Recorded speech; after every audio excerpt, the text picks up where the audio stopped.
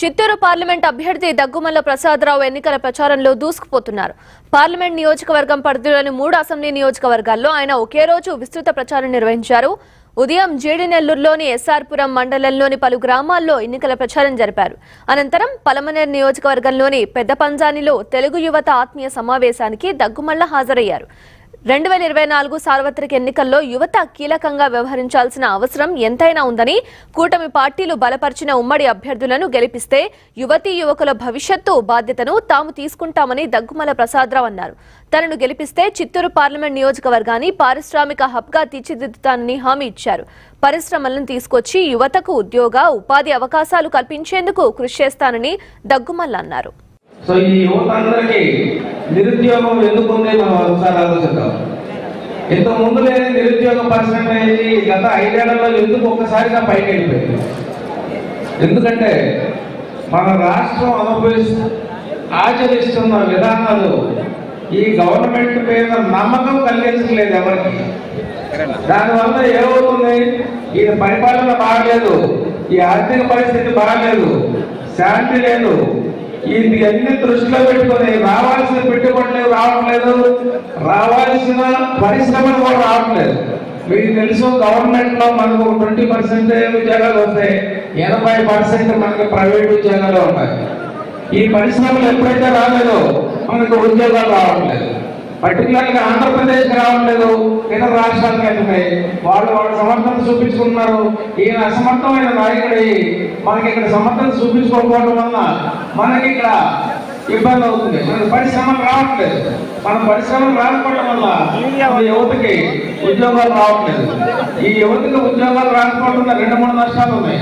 ఒకటి, నిరుద్యోగాన్ని భరించలేదు. నిరుద్యోగం అనేది చాలా పెద్ద సమస్య. మేము కూడా కొన్నాళ్ళు అనిపించింది ఉద్యోగం రాకూడదు. ఎందుకంటే వాళ్ళ మైండ్లో అంతా గజిబిజిగా ఉంటుంది. తల్లిదండ్రుల మీద ఆధారపడలేదు, ఎవరి దగ్గర డబ్బులు తెచ్చుకోలేదు, చదువు ముందు కొనసాగించలేదు.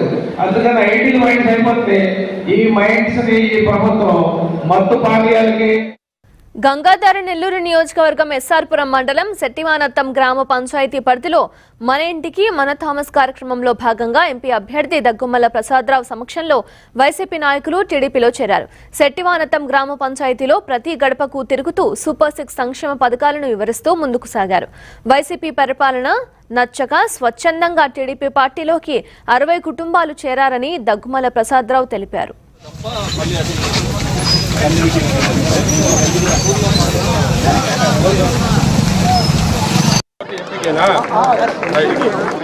థామస్ గారు యాక్సిడెంట్ గురై రాలేని పట్టణంలో ఉన్నారు.